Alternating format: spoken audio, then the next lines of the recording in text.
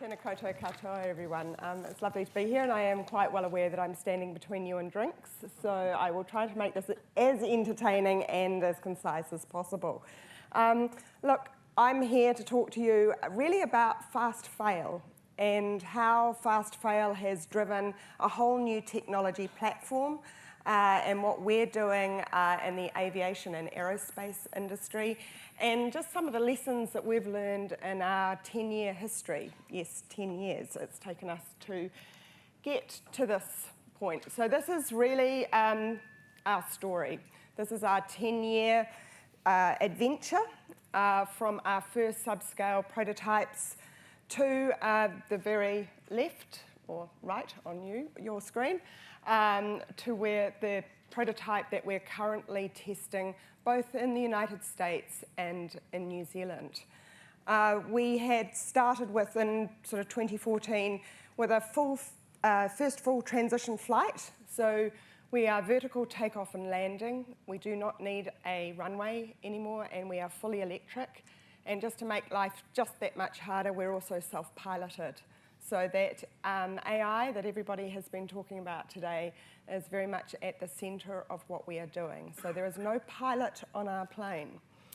So that first Generation 1 aircraft in 2014 was our first attempt at that vertical takeoff and landing. That transition is really the nirvana for anyone in the industry.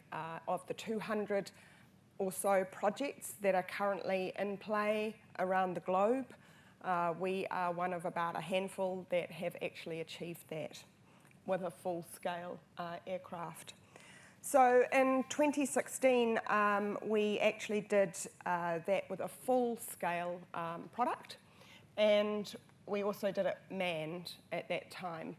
And then in 2017, we brought our first plane to New Zealand, and we have a base down in Tekapo, where we are operating out of the Tekapo Aerodrome, which, for those of you who have been down to the mighty Mackenzie Basin, which also has a lot of rabbits, you will know that that is actually a functioning aerodrome with air safaris operating commercial flights out of there every day.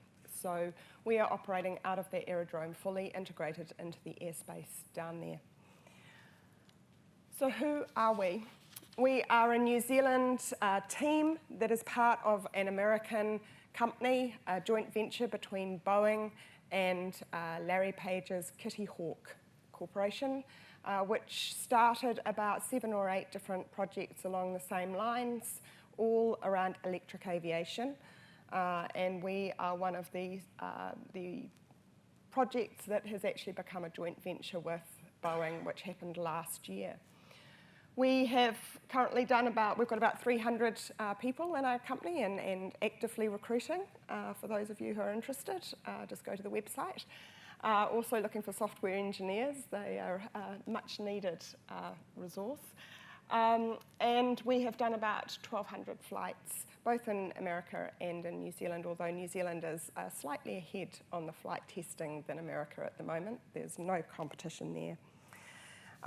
We are currently on our 5th generation of our aircraft, and basically we are on a certification pathway. So I'll talk a little bit about why we came to New Zealand, but we're on a certification pathway to go to market with this particular product.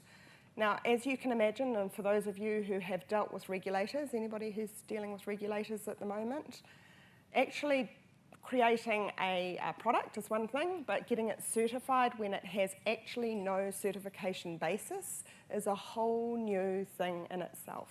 So there are no rule parts that fit for our aircraft. We have to pull this together from lots of different rules, and we have to verify absolutely everything that we are doing. In aviation, there is quite understandably and much needed safety standards, and it is really important that we meet those, and we're very, very focused on that. But you can imagine it's really hard to actually verify standards that some of which have not even been made yet.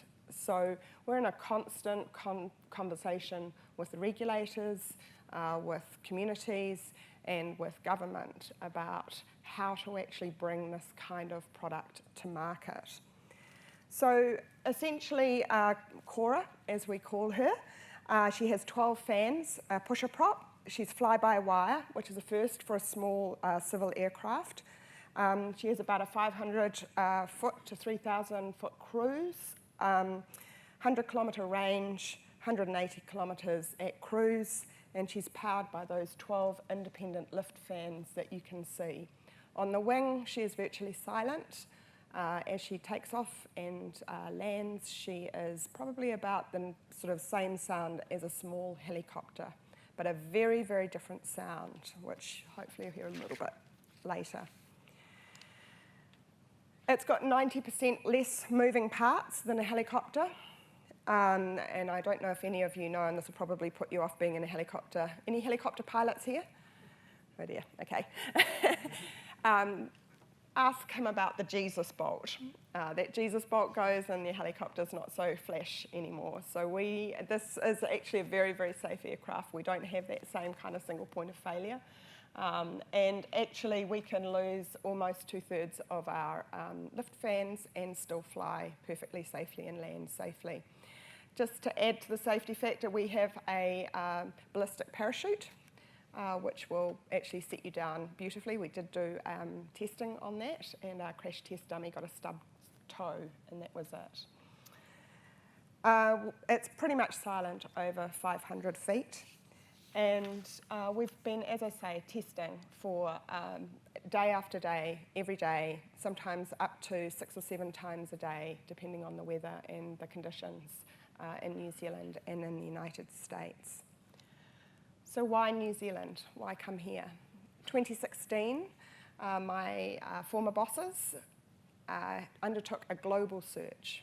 They were looking for a place that could certify or was willing to have a crack at certifying a vehicle like this, but it needed to be a credible civil aviation authority, one that others such as the FAA and EASA in Europe would actually take notice of, which takes out some civil aviation authorities. Also needed rule of law, very good IP laws, and a community that tended to be early adopters. They went around 8 jurisdictions, Singapore, South Africa, Rwanda, South Africa, Australia and New Zealand, and had a matrix, and New Zealand came out on top as a result of that. One of the core things that we have as a competitive advantage in New Zealand is called Part 102. It is an inspirational and innovative rule part in our aviation legislation, which allows drones of up to 2 tonnes, about the same as us, to actually do experimental work in New Zealand. It is a rule part that is not in any other jurisdiction. And it is the rule part that has actually attracted a number of companies, including us, to come to New Zealand. It is also a rule part that other jurisdictions are furiously trying to get passed in their own jurisdictions. Korea, Singapore, the United States. You can all imagine they're all quite complicated things to actually get through your various parliaments. New Zealand already has it. So we have a competitive advantage that nobody else has. We also obviously have reasonably uncongested airspace, which does help. And we do have a community that is willing to look at new products and new innovations with an open-minded view. So we came in 2016. We actually set up in 2017. We have an MOU with Air New Zealand, who have been fantastic in terms of their own goals around electric aviation. And we do really see ourselves as the start of a movement towards electric aviation. This is a very different kind of industry for the aviation industry. It requires different capabilities. And so that electric aviation industry is actually growing up in New Zealand really quickly, and we're part of that. Also, the airspace integration trials that the government announced last year, which are really to maintain New Zealand's competitive advantage in this area and in pushing forward into this area. Because as you can imagine, we can be all dressed up, we can be certified, but we can have nowhere to go if we haven't got anywhere to fly. And that is one of the core issues that globally every jurisdiction is currently looking at as they contemplate these new technologies. And just to give you a bit of a sense of the scale of this industry, when I started 4 years ago with Wisk, it was valued at about 250 million. It's now at 1.4 billion in terms of the investment that has gone in so far this year, and it is growing exponentially, expected to be well over $1 trillion by 2030. So it is an incredibly active industry. It's got a lot of activity going on, and what's lovely to see is that as companies like ourselves and other parts of the aerospace industry in New Zealand, Rocket Lab, Kia, you've got a number in the Canterbury area, Dawn Aerospace, they are all actually encouraging and fostering and nurturing other companies, other technologies within the New Zealand ecosystem to start coming up through the ranks. So we came in under what was called the Innovative Partnerships Program, which is the same program where the other flagship program that Rocket Lab also came in under. So we are part of that whole of government approach to aerospace in New Zealand.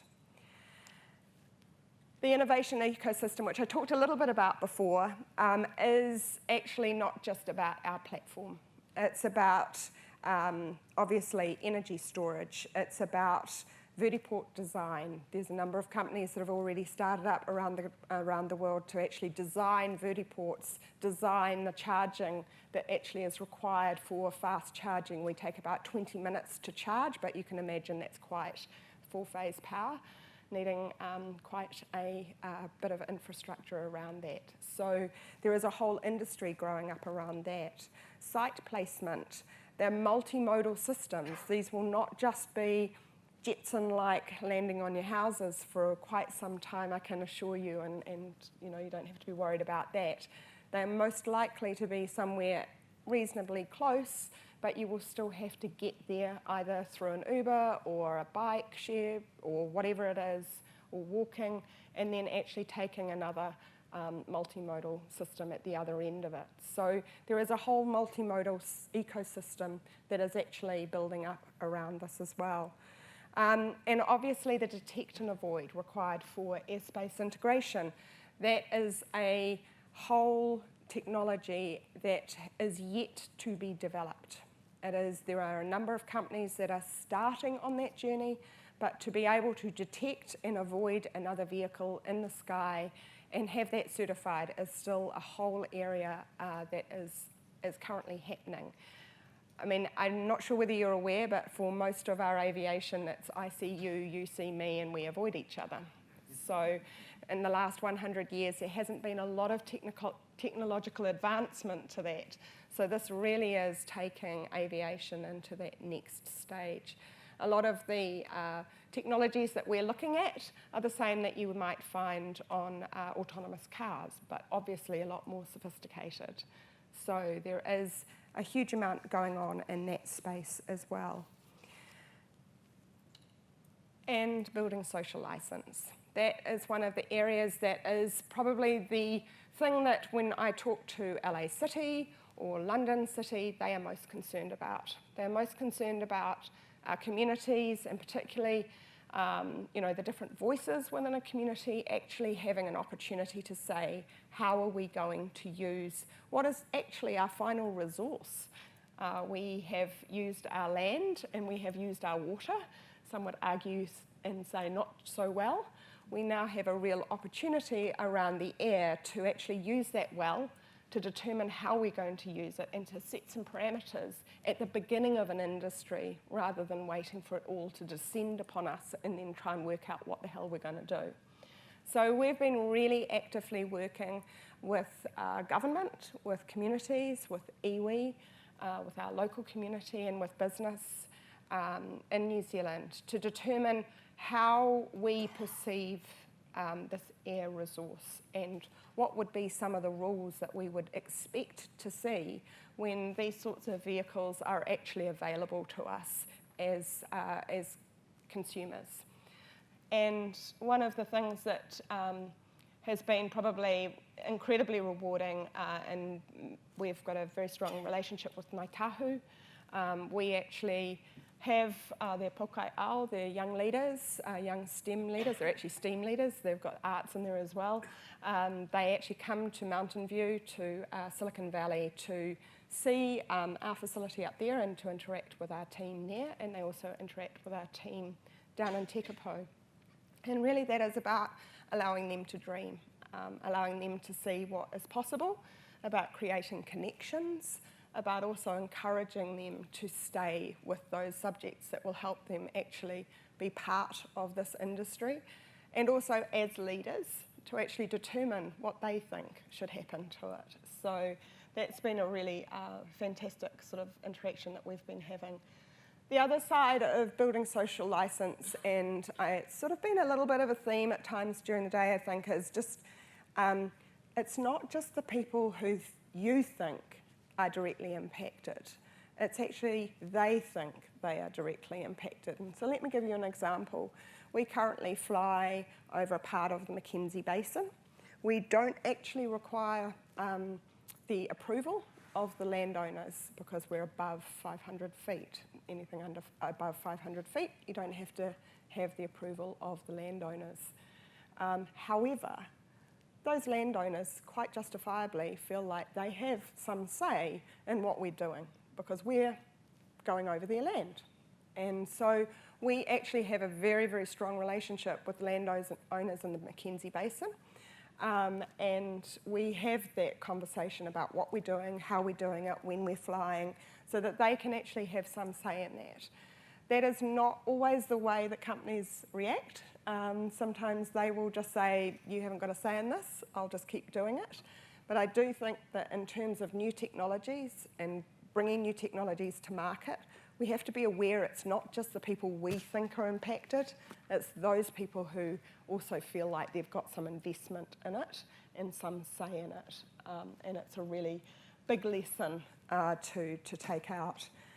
In terms of the government, we are very, very keen, and this is somewhat off our learnings through our interaction with iwi, is that they, I'm putting it bluntly, I'm the only sort of division head of an all-male, all-white team.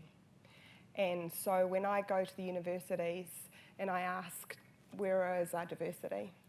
Where are our young women? Where are our Māori, Pacifica? Where are our Asian students? They're not being promoted in the same way. And I'm reasonably strident with government about the fact that we can create diversity within our universities, but we have to promote it into the jobs. And that is a really core part of making a new industry like ours vibrant. We know that we have much greater productivity when we have greater diversity in our teams. Not to say that my team is not brilliant, they are incredible, but they could possibly be even more incredible with a bit more diversity. So that's something that we're working on actively, the pipeline of talent. I can take any kid who likes any kind of engine and turn them into an aircraft maintenance engineer. So there is huge, this is not just about the creme de la creme, the Stanford graduates and the MIT graduates or the A-grade students out of our universities. This is about making this industry as deep and as rich as possible for all the community. So we have been really active. We have been engaging in a lot of different ways. We have a bit of a tendency, some of you may not have heard of us, but we have a tendency to talk about what we do or what we have done rather than what we're going to do. So we don't tend to be out there. It is partly the, I guess, the privilege of having a well-funded project is that we don't have to be out there all the time saying, doing the rah-rah. So when we do speak, it's because we've actually done something quite extraordinary. And just to give you a sense, when we announced in March 2018 that we were in New Zealand and that we were testing, we got an audience of 1 billion for New Zealand, and that was through NZTE was tracking that. So that's the kind of interest that actually gets generated. We had a wonderful hangar opening in Tekapo, built a new hangar down there, and it was the first time that the hapu down there and the school had ever interacted in 120 years. So one of the things that we actively work on is, our ethos of connections is not just about what we're actually doing and what we're producing, it's also about how we do things. And I think that's really important in new tech, is to understand that it's about the people. It's about the people that we're actually creating for and creating those connections. So that's our kora, and I'm just going to finish off with a little bit of a video for you so that you can see how she flies. Excuse the music, the engineers put it on.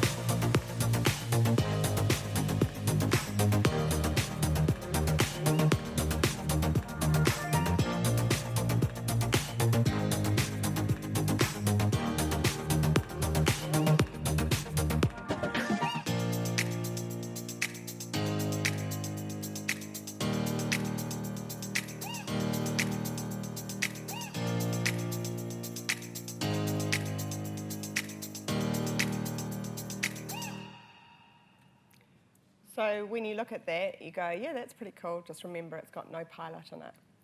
So there is no pilot in that plane. She's flying herself. And so there's 3 computers constantly talking, judging what's going on, and basically feeding back to, we do have a ground control station. If it all goes pear-shaped, we can land her, but she is actually flying herself. So that is Wisk. I know that this is a little bit earlier, but I do know that there's always a lot of questions. So, so I figured it would be much better to actually allow you guys to actually ask me questions rather than me burble on. Right. First question from me is range and speed. Yep. So 100 kilometres. So we can go up to 100 kilometres and 180 kilometres speed.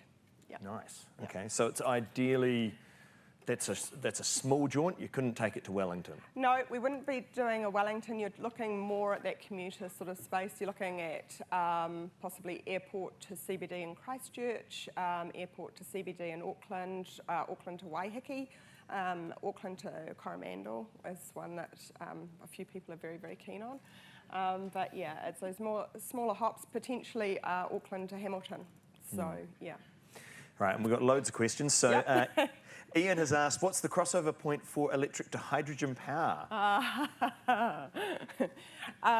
We've actually, sorry, the reason I'm laughing is because we've actually been arguing about this in the last week, mainly because obviously there's a huge amount of interest in New Zealand around hydrogen, and that's a really important part in terms of potential energy source and potential export, and what other industries could actually flow in, and we have been discussing this with ministers. Hydrogen hybrid is probably more realistic right now than full hydrogen. There's still a lot of issues with hydrogen aviation. I mean, you can probably think of a few. For those of you who have some knowledge of hydrogen and the Hindenburg, potentially. So there are some issues there. And also, obviously, the mass power weight that does become quite complex. And, with aviation, your biggest concern is weight, because the more weight you have in the aircraft, the less people or the smaller the person gets. So you can get to the point where you've got a child in there and that's it. So, yes. So I could use it to get my daughter to school. You could, yes. Or your cat to the vet. Yeah, well, that's interesting. Talking about IP laws, given New Zealand has no software patents, Ian believes, and the aircraft is being developed also in the USA, how are you doing your software patenting? Yeah, so that's a really interesting one. We are generally doing our software patenting through the US. But we're seeking global patents on those. So basically, most of our IP around the software. In our software, we have an office in Atlanta who actually are doing a lot of the software development. So they, a lot of that actual grunt work at the moment is in the US. Yeah. Alex has asked, what's in the Memorandum of Understanding with Air New Zealand? Oh, I'm sure you'd Are you able to share? Look, anything in broad strokes? Yeah, in broad strokes, I can give you sort of a bit of a sense. So really, we've both got an interest in electric aviation. We've both got an interest in New Zealand actually amping up electric aviation. For Air New Zealand, it's really been a bit of a learning curve in terms of what electric aviation actually takes.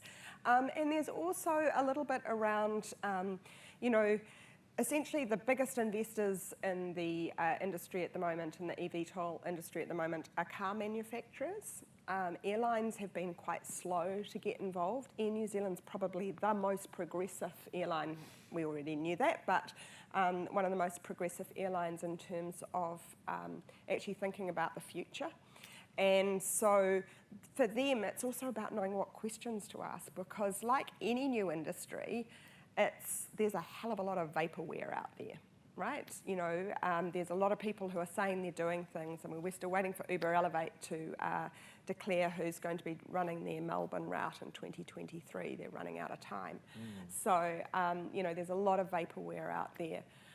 And so for actually anybody coming into, big corporates coming into this kind of new technology environment, a lot of it is just understanding what questions to ask. Hamad has asked, what's the core motivation of having air taxi compared to helicopters? Ooh. And is it targeted for domestic use? Yep, so it will be in fleet type arrangements. It won't be available to you or I instead of the car anytime soon. And the reason for that is because there are mainly safety. It's maintaining them, ensuring that they are behaving as they should, that they're being maintained effectively, and that they are being run effectively. So the kind of the whole thing of helicopter versus eVTOL is that eVTOLs are actually a lot quieter. So if you're looking at the bigger cities like LA or London or New York, where that noise contour, in Christchurch, it's pretty strict. You're only allowed 5 helicopter movements per company per year without exemption. So we have pretty strict noise contours here, but in other big cities, they also have them, so in their own way. So it is to reduce that noise. And look, we know from the research we've done as part of our social license in New Zealand, we did baseline research with people to actually understand what their concerns were, because everybody's got a different interpretation of safety. Like you might go bungee jumping and you might think you've got a kind of your version of safety, and I won't go anywhere near a bike, and that's my version of safety, right? So people have a different sort of perception of what safety is. And with helicopters, there is still a bit of a sense of that safety issue as well. So we're trying to create something that is kind to the planet, can do those short hops, can do them, efficiently and kind of financially efficiently, as well as kind of resource efficiently, and also is safe. So that's behind that. Likely time to market? Aha. So none of the good ones are putting time to market. And that's simply because we're in certification with CAA. So you could probably ask them that. we are all working through the process, and we don't want to put pressure on that process because everybody's got to feel like it's safe and right, and we've got to prove everything 100 times to make sure that you feel like that stamp from CAA is really meaning something. So there are companies out there that are putting timeframes out there.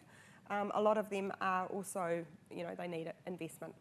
So, and don't begrudge them that at all, but that's not necessarily going to be the time frame. So I would say that we will start to see piloted versions of eVTOL. We may not be the first. Piloted versions over the next sort of 4 to 5 years. And then we will start to see the autonomous versions, because that's ultimately where all of the companies are looking to go. And that will start really, later this decade, if not a little bit earlier. Yeah. And that feeds nicely into Jeremy's question. Are you more about electric aircraft or about autonomous aircraft? Will you build manned electric aircraft, or would you build autonomous non-electric craft? Oh, it depends on which engineer you talk to. Look, the autonomy is really the end goal. That is the thing that everybody in the industry is going for, and we are biting that off first up. The electric aircraft is an equivalent. So when I first started and we were purely a Kitty Hawk project, it was absolutely around the autonomy and the electric factors together. The autonomy was really the financial side, and the electric was really around the sustainability side. So yeah, that's kind of, I would say, 50-50. And unlikely we would compromise one for the other. Walking that nice line. Hamad has asked, can we arrange a visit at the air taxi facility? Do you do open days? We don't do open days, but actually if you're tootling down, no, yet.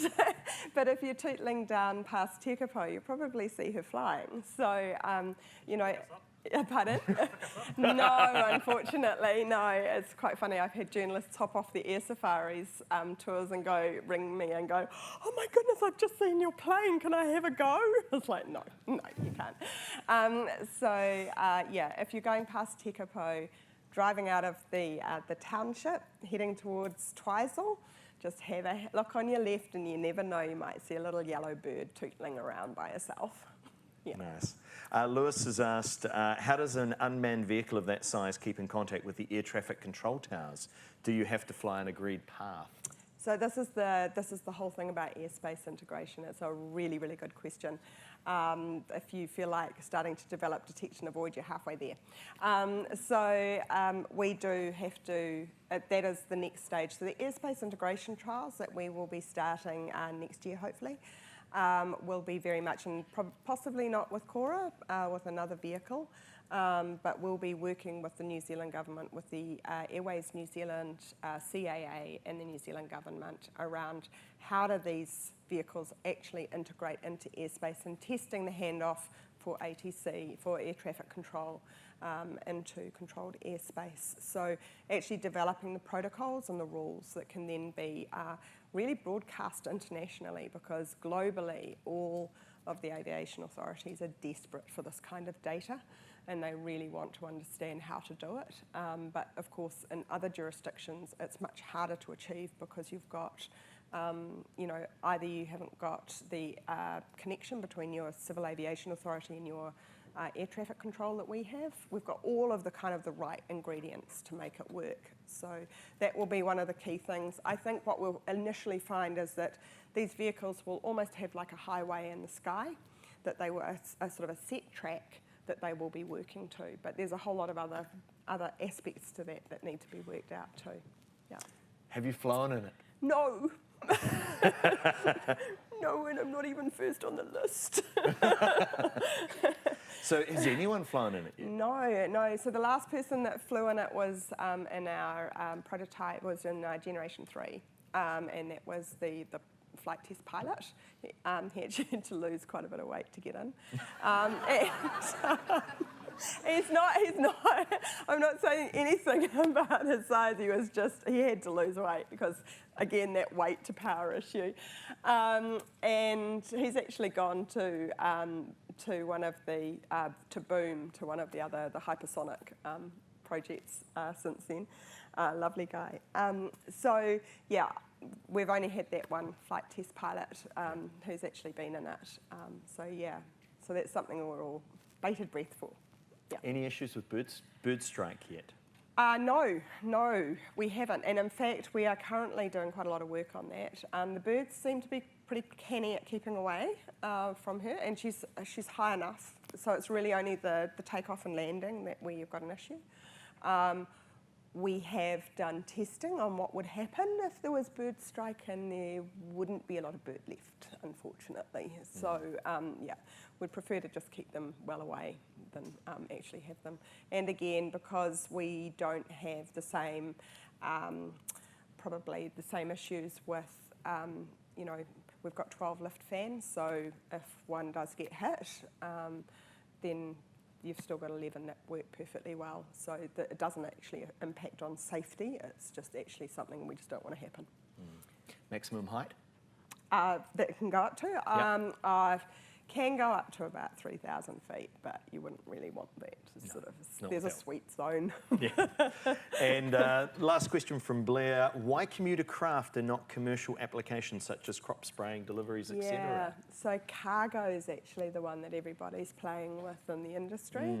You know, we haven't ruled it out, we haven't ruled it in yet, so, but it's obviously something that has got a lot of application. In terms of the agriculture, I mean, there's really others that probably are better placed in that. We're a bit big. She looks more like a Pixar character than she does actually something sort of really aerodynamic. So, yeah, so there are some applications that we can potentially use. To be honest, we got called up when White Island, when Whakaari went up to see if we could actually help with that. So emergency is probably one of the key areas that vehicles like this could actually start. Oh, and the other one was the Kaikoura earthquake. Was another time that we were asked if we could help out. And unfortunately, we're not allowed to fly without being in our little zone, so we couldn't. But that's the kind of application that could actually start to really benefit the community. Yeah. Ladies and gentlemen, Anna Kominik. Thank you. Thank you.